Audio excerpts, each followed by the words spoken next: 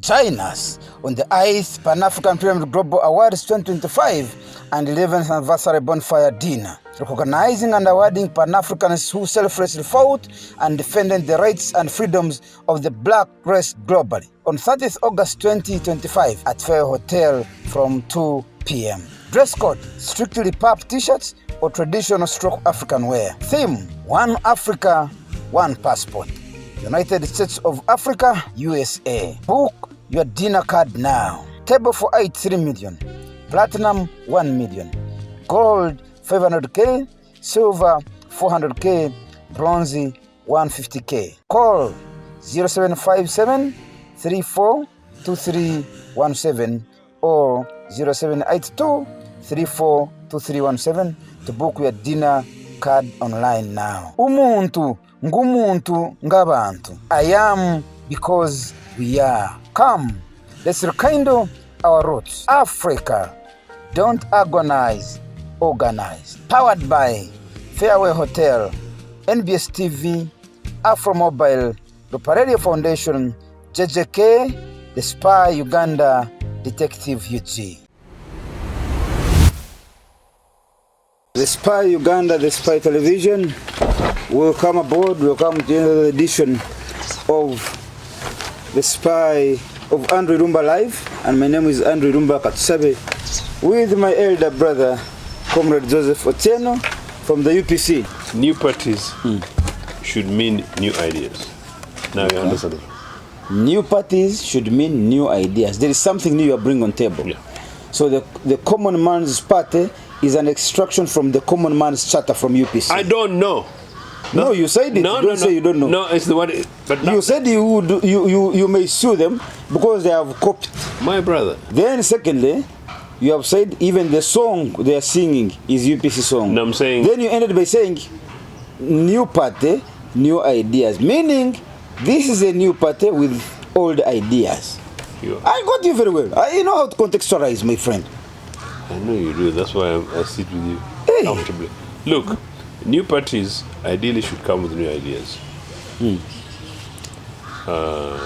Political party formations should be around specific grievances,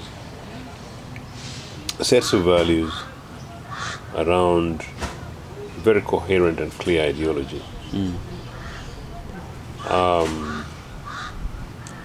Genuinely, actually, political parties will tend to create names which are linked to technically what they represent.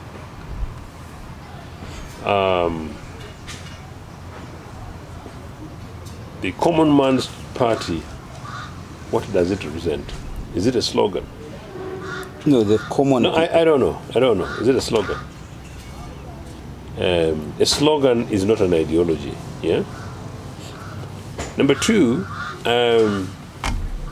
what is his grievance or his social base?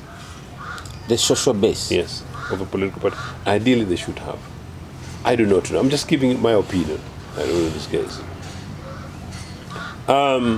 Emergent political parties, and we're discussing the situation in Uganda. Now I'm looking for water to drink. You will tell me I should go to national waters. And, they should bring us water. But anyway, so yeah. But you see, the other day another party was formed, allegedly called Peasants Party. National Peasants Party. I don't know the difference between a peasant party and a common man's party. The leaders and representation on the basis of the argument that we are having should be able to tell us. You're asking my opinion, Ochieno. I don't know. You see the issues, and you see where I'm going. Now, an organization before that, before PFF, was DF from Puga. DF broke away from NUP. They seem to have picked one or two support bases and from DP. And individuals from DP. Also. And also NRM, Museveni broke from DP. Yeah. You remember? Yeah, that's right. And so now I wonder, what quote is new? Remember what I told at the beginning. PFF PFF broke from FDC. Broke from FDC. Yes. Which had broken from NRA. Yes. Which had broken from NRA. Yes. Actually, FDC first broke from the first one was, I think, a pressure group called Reform Agenda. Reform Agenda. Yeah. But to be fair to them, you could say Reform Agenda was a pressure thing that was piling out of NRA. But yeah, fair enough. And then formalized a political party, they did that. Okay. And then there was part of the breakaway went to Mugisha Muntu as ANC. ANC. Then part of the breakaway went to Betty Kamia's party. Betty Kamia's party. And Betty Kamia's party also came from there. Yes.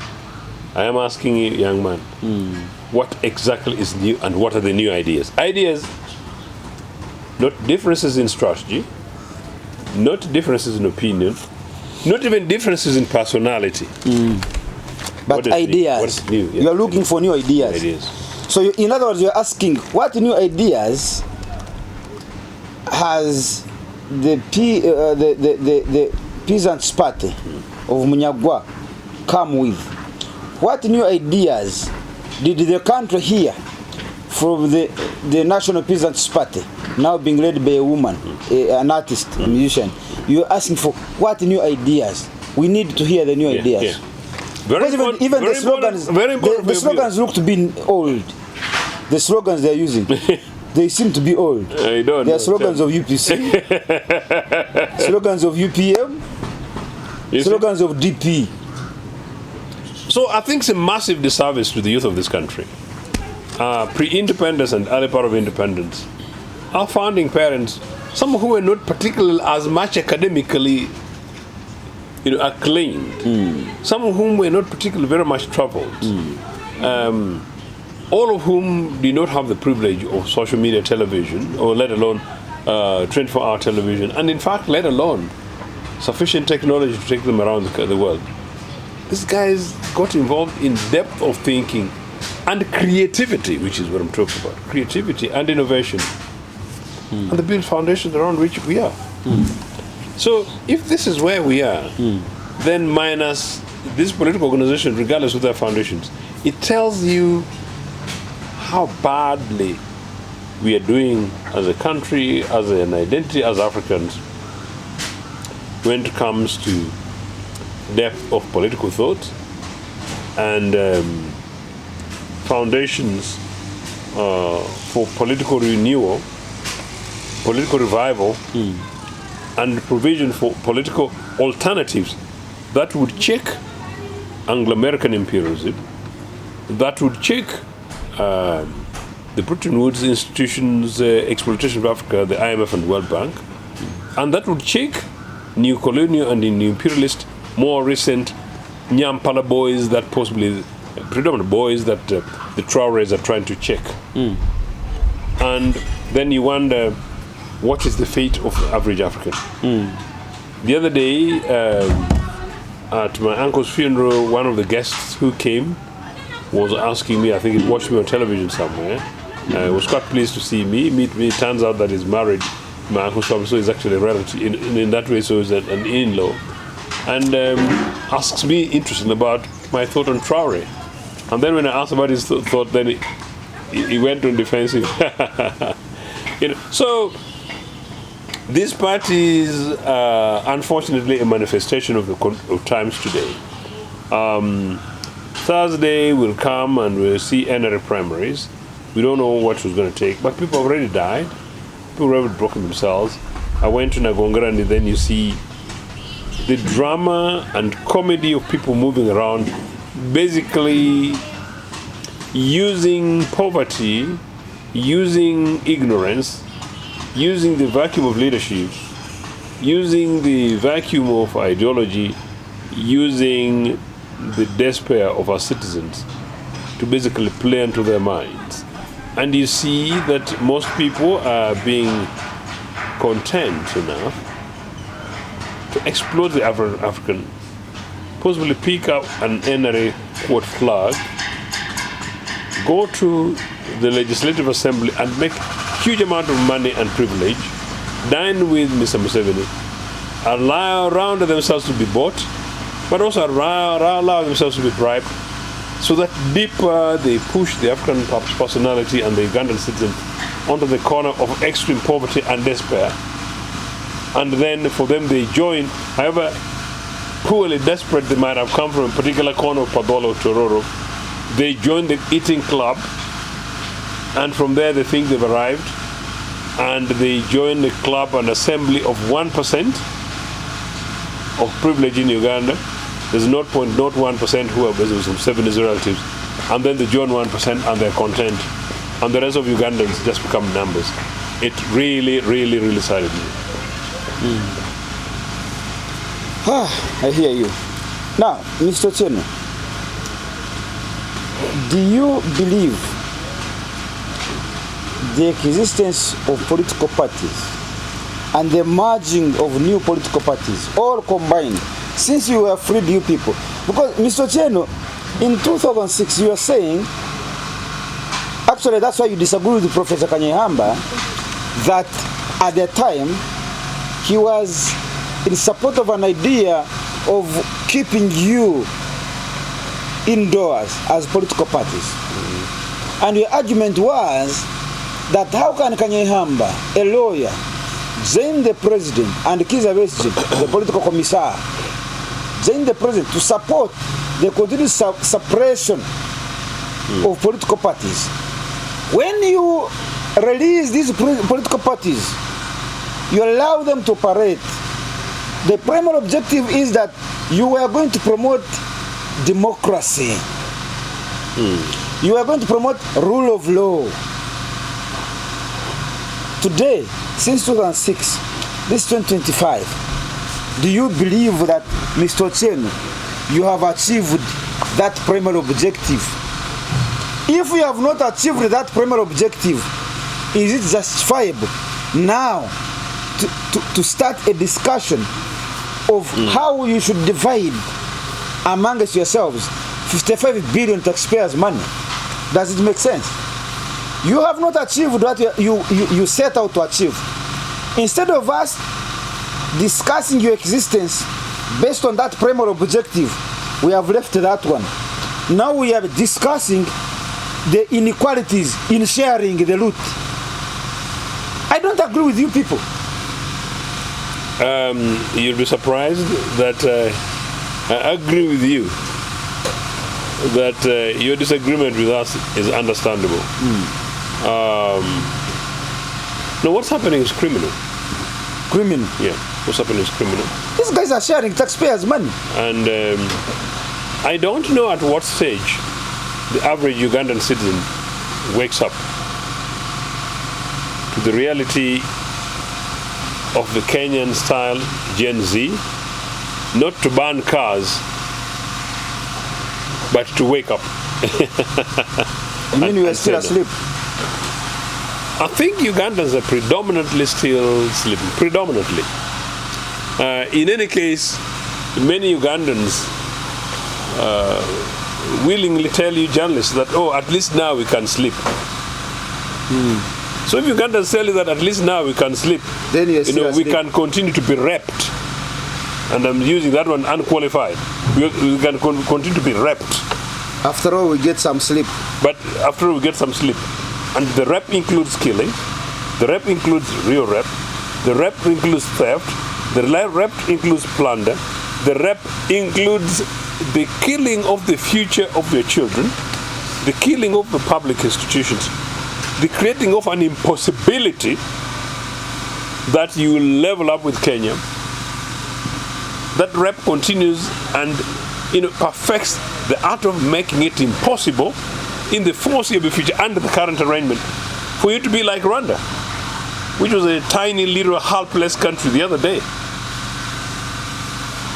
If that continues, tell me that there is somebody who's sleeping and that sleep should not be criminal. Hey, you want to criminalize sleeping? A sleep in which, in legal terms, would be an omission, yeah? As part of a process of committing almost a capital offense, is criminal. You see, my brother? And if this is something which is happening to very fertile, productive citizens. The other day at my uncle's funeral, this madness of NRA politics at funerals, somebody comes to speak on behalf of a candidate and says that you produce, we shall educate for you. Apparently, Museveni had said in the 90s, when he came to Nagongera, that Jopadola should produce, he was going to educate children for them. I had to get up and say no. And the guy is a teacher, actually, is a teacher. And I said to him that no, stop misleading people. Tell people that if they produce, there is provision and the possibility of educating their children, and they do work with them in government. But for you to reinforce what Museveni said 30 years ago and fundamentally failed in saying produce is very responsible for you, a teacher. Meaning that language will catch a 13-year-old girl and she thinks it's good to go for the extra mile for sex, and will catch an average 17-year-old boy and thinks producing is an art which is impressively appreciated by people in political leadership. And so, no, look, I think that Ugandans ought to say no. Ugandans need to change their minds. Ugandans need to begin to critique new emergent political organizations that you're referring, some of which are basically briefcase organizations to continue to join hands in stealing public resources. But side by side with that, the oldest political party in this country is my party, the Uganda National Congress, that became Uganda People's Congress in 1960. And so from that perspective, the lead burden of responsibility lies with us, that in many areas we have not succeeded in doing what we should do. Our friends in the Democratic Party, as the second oldest political party, and at least political parties which are viable, includes the ideology and social base and the history. In a way, the burden of responsibility lies with us.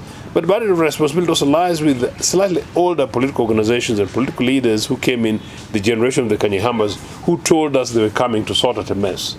And so some of them leading to the formations like FDC and what they did or did not do. But whatever the case, I think really it's about an indictment on the polity that NRA brought, and the polity of killing political parties, the polity of encouraging personal merit politics, where politics of ideology and thinking and ideas and values and programs were forgotten, but politics of Irumba is handsome, is a Toro, and is of the spy, and Alina potential. He's my man. And then the other girl comes at Titi knew you Toro girls are beautiful. And when she speaks, I want to bang, they say, Alina potential. Yes, she's our vote. Personal interest. So you realize that aspect of personal interest does not even include money. Who taught you this about bang? You man from who taught you that word? I'm a Uganda nationalist, and I'm a Pan-Africanist, and I'm a Uganda National Congress. So we the people, we founded this Republic of Uganda. No, we are nationalists. We are nationalists by excellence. So you see, so then beyond Irumba, for whom maybe beyond his handsomeness, the drive may be the spy, which may be material. Yeah? The other lady, just because of her post, because I've seen it, and it's a fact, that people follow, people say she is beautiful, she's got whatever that guy in parliament calls whatever kind of stuff, and she's got a voice and whatever kind of stuff. Yeah. Yes, our lady, come and represent. Can you imagine? That is the level of polity that now we have. Personal merit, no substance. No substance. And maybe the other day you went to Ochieno's place and slaughtered a goat, and we roasted, and we had fun, and had a little bit of beer. Our man. That is where we are. It is extremely terrible. Now, parties between 2006 to date. Unfortunately, at the onset of political parties, when they got returned, UPC's case, our president Obote died. From the time when Obote died, with the exception of the interim leadership of his wife, that was an interim leader, and the checkered leadership of Laro Tunu, again, hardly 5 years, we've not had a leader. So, no direction, no leadership, groupings and cliques and self-interest. As early as around the time of Olara, you get signs and directions and reports of people who are connected to State House money, your money. Then you saw Betty Kamia had already been taken and others. Betty is my sister-in-law, beautiful lady, you know? And all these other people taken, money taken, the state in every aspect of this. So, whereas as political parties, organizations, we take responsibility, it's also true that the state has made sure that it made it impossible almost for us to sustain ourselves. But for UPC, from Olara's election until today, I hold the state directly responsible for the mess in which we are. Because it would appear the chasing of Olara was state-inspired. You know, some details I know, but not for the cameras, but state-inspired, the chasing of Olara from Uganda House. And number two, after Olara's chasing, holding of the legal challenge against Jimmy was state-inspired, 5 years. And as you know, 5 years ago, I won the leadership of the party. And there is no explanation of how a judicial review matter that I took to court 5 years ago, 4 years, yeah, should take something of 6 months to take 5 years and now 4 months. Now, in that, all I asked for was a judicial review to show that I won the leadership and I should be declared president of the party. So you'd have a president of the party. And then two, I asked for permanent injunction against Jim McKenna to stop parading himself. So we sorted ourselves internally. Now people say, why don't you talk? But how, you know, you only talk, have a talk with a willing partner. If the guy is paid, and I'm not saying Jim McKenna is paid for this, but if the guy is paid to do what he's doing, and you cannot sort it out through an average party meeting, and you cannot sort it out through mediation, the only recourse is a court of law. And if you go to court of law, and court of law decides to offer blind eye, that is a massive sign of injustice around a system that George Kanyahamba and, as you said, Kizza Besigye thought they were building an alternative to a decent country for themselves. But of course, you know, they're building a monster which is very difficult for us to remove. But to their credit, you know, they recognize that and they pulled out of it. But this is the mess in which we are today. So, if you agree with me, because you said you agree with me, that these political parties are doing us a disservice and now we're adding the money. For the moment, yeah. Would you also support me to say we need to ban these political parties? Or we'll go back to one movement system or something else, but not political parties? No, the movement political system is the cause of the mess we have today. The movement system needs to be taken to prison. Okay, the movement system needs to be taken to prison. Before the movement so-called system, we had the pluralist politics in this country, which worked.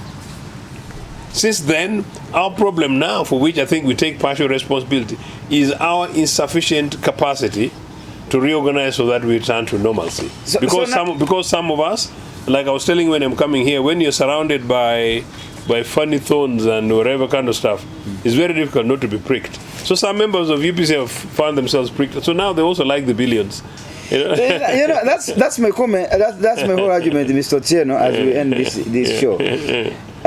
You have agreed with me that these political parties are actually doing us a disservice at the moment. But now, apart from us focusing on what role were they set out to do, so that we audit them based on that primary objective, now we have given them the leverage to even start bargaining for equal share of the taxpayers' money, for whose role they have failed to do. You reminded me. So now join me, Mr. Ochieno, to say we need a referendum to ban political parties in Uganda.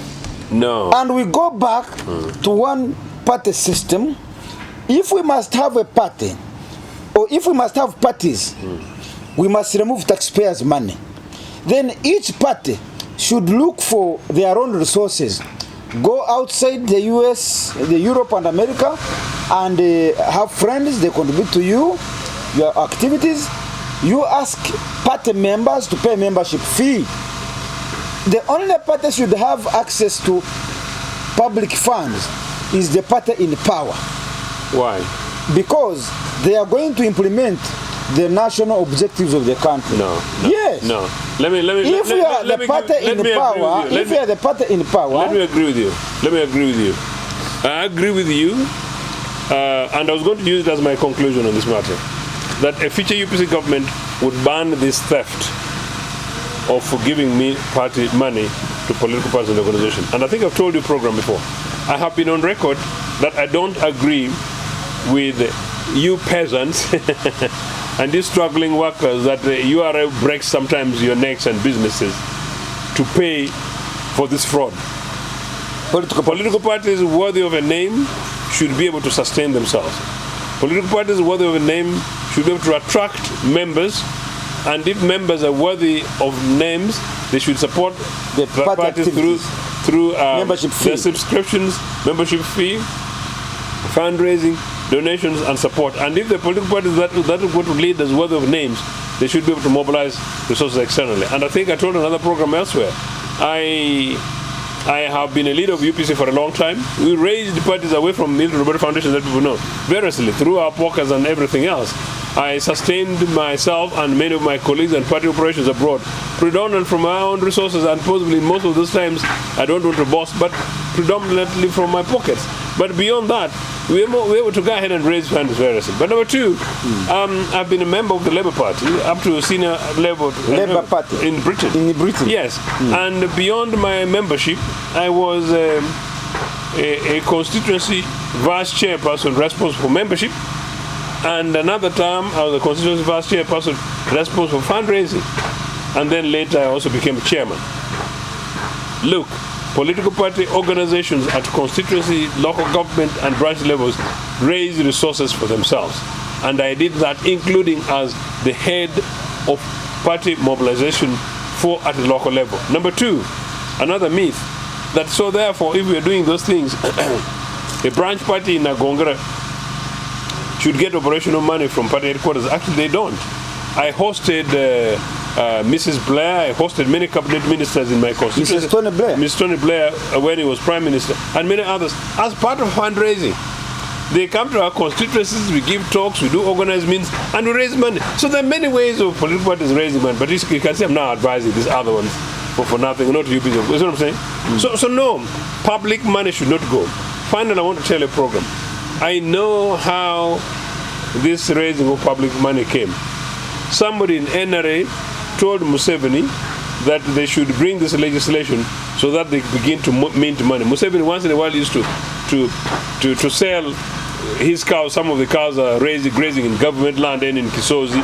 You know, basically our money cycled to contribute to some of these things. And then they say they can legally begin to steal money, which basically now they're doing. And other parties are joining them in that theft. No, we should ban, if you want a referendum, we should ban the public receiving money, giving money to political parties. And if you want a referendum, we should have a referendum to kill the movement political system, because the movement political thing, which came in as an illegality, is the one that has killed political parties now. Do you know why?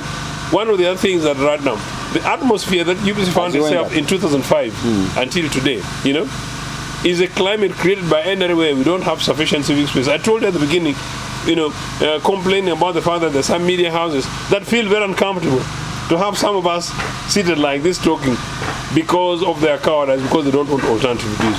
That's what. So NRA squeezed the political space and killed political parties. And Museveni went ahead and boasted that by 2021, there wouldn't be no political parties. Can we get lawyers that replace and follow Kanyihamba to go and investigate what Museveni meant, and maybe one of them to go interview Museveni on oath and on record, and establish from Museveni exactly what he meant by that? Those are the people that we need to be questioning, and those are the people around whom we need a referendum. And you see how many people would go to Luzira. Okay. Comrade Senior Elder Joseph Ochieno, a national leader in the UPC government, but also a permanent spokesperson of the late Milton Obote as the former president of Uganda. My name is Andrew Rumba Katusabe, and this is the Andrew Rumba Live Show. Thank you so much, Comrade Ochieno, for being here with you, for giving me an opportunity to talk to you. And thanks so much indeed. And when are we going to the mountains? the mountains. Let's go there after the awards. 30th August will be the awards. So after the awards, we shall have some good time. You better be there. Yeah. The award is coming. 30th August, we shall have some good time to relax. Normally after the awards, I want to go out and, especially in those forests, the mountains, I normally go out and have some good time and relax my mind. You guys are like, you still have forests. There are no forests in Nagonga. If they were, I would have gone to the bush. I go to I'm joking. Join us on the ICE Pan-African Pyramid Global Awards 2025 and 11th Anniversary Bonfire Dinner, recognizing and awarding Pan-Africans who selflessly fought and defended the rights and freedoms of the black race globally on 30th August 2025 at Fair Hotel from 2 p.m. Dress code, strictly pub t-shirts or traditional stroke African wear. Theme, One Africa, One Passport. United States of Africa, USA. Book your dinner card now. Table for 8, 3 million. Platinum, 1 million. Gold, 500K. Silver, 400K.